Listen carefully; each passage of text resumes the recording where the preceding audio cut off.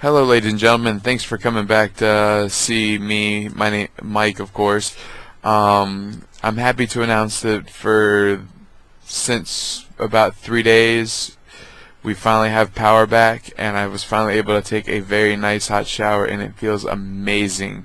And if it wasn't for my arms hurting from doing the presidential debate curls, I would have shaved too. But that's a different story. I do want to say and announce that for the final debate, I have decided that I am going to do an exercise game for the debate instead of a drinking game. So if you want to check that out and do it with me, I always leave a link to my social media accounts as well as my website. So check that out. You want to do it with me, I would welcome, any participation. If you don't, you don't. I'm going to do it myself because I'm trying to get healthier. Now back to the main story of this video is I wanted to share a story time with you about something that happened a long time ago between one of my uncles and aunts. So basically one Sunday we just all decided to go to church, and little background story where most of my family is from Lunenburg County, Virginia. There's basically like one stoplight through the entire town. It looks like something the 50s forgot. Everybody knows everybody.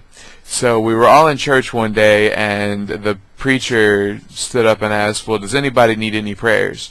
Well, of course, my aunt stands up, who was pretty old and senile at the time, and she stands up and says, "Yes. I would like the entire congregation to pray for my brother Robert's. He has really bad hemorrhoids." And of course, at this point, I'm giggling. I'm trying not to laugh. It's church. You can tell I'm not the only one. There's people everywhere trying not to laugh. But they did it anyway, and it was even funnier that the preacher said a very serious prayer for my uncle's hemorrhoids. So after church, everybody gets together, then everybody goes back to their vehicles. So all four of us got into the same vehicle, and my uncle turns to my aunt, and he goes, "Sister, can I ask you a question?" And my aunt responds, "Yeah, you can ask me a question." And then my uncle responds, "Why did you ask the congregation to pray for my hemorrhoids?" To which she responds, "Well, your hemorrhoids needed to get better. You've been having problems with them, and I figured the power of God would help you." And without missing a beat, I love my uncle to death. He turns to her and says, "Sister, I don't even have hemorrhoids." And at this point, I'm dying laughing. I had to leave the car. So did the other person we were riding with, because it was just so funny watching them argue about hemorrhoids that didn't even exist, and an entire congregation in a church and an entire town, which I'm pretty sure, this town's so small, it used to have a gossip column.